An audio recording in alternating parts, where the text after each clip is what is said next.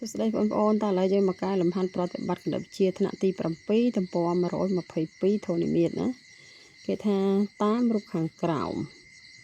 បំពេញចម្លើយនិងសង់អង្កត់នោះតាមលំនាំគំរូដែលឲ្យរូបទី1គេមានចំណុច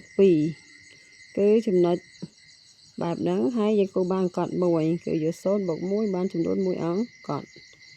រូបទី2គេមានចំណុច3 1 2 3គេអាចគូបានអង្កត់3គឺបានមកពីយក1នេះ0បូក1ចឹងយក1ហ្នឹងបូកបន្ត1បូកណា2ចំនួនដែលលើស1លេខចឹងយើងបាន3អង្កត់ចំណុចទី4ចំណុចទី3គឺយើងមាន4អង្កត់សំទោស4ចំណុច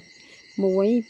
3 4ចឹងចំណុច4គេសង់បាន6អង្កត់គឺយើងយកបន្តពីនេះ1បូក2ហើយចឹងយើងមកបូកនឹងចំនួនលើសមួយលេខគឺ3តាមលំដាប់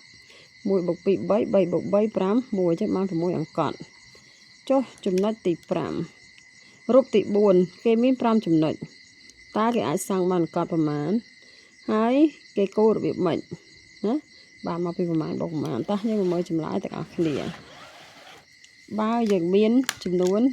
5ចំណុចអញ្ចឹងយើងសង់បានរូបបែបនេះយើងរាប់មក5ចំណុចអត់1 2 3 4 5ចំណុចអញ្ចឹងបើ5ចំណុចតាមក្បួនវាតាមលំនាំគំរូគឺយើងយកអីយក1បូក2ចាបូកបានទៀតបូក3ហើយបូក4 1បូក2 3 3បូក3 6 6បូក4 10អញ្ចឹងកន្លែងនេះគេឃើញ10អង្កត់ណាដោយសារយើងបូកនេះស្មើ10ចេះមានតែបាន10អង្កត់ហើយយើងដៅចំណុច5ហ្នឹងមកយើងគូរូប1ចំណុច2ចំណុច3ចំណុច4ចំណុច5ចំណុច5ចំណុចយើងគូភ្ជាប់គ្រប់ចំណុចមកអញ្ចឹងខាងក្រៅបានកត់1កត់2កត់3កត់4កត់5ចូលកន្លែងដែលយើងជាកត់ទ្រូងនេះវិញបានប៉ុន្មានដែរ5ហើយយើងរាប់បន្ត6 7 8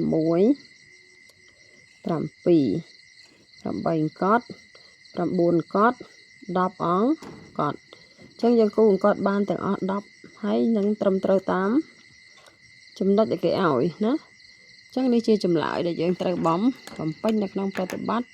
ទំព័រ122បាទបងអូន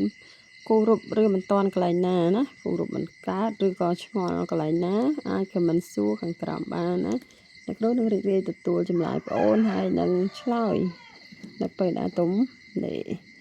ចាំមកយល់ថាវីដេអូនេះមានប្រយោជន៍សម្រាប់បងអូនសិក្សាបន្ថែមនៅផ្ទះបងអូនអាចជួយ Subscribe ឬក៏ Like ឬក៏ Comment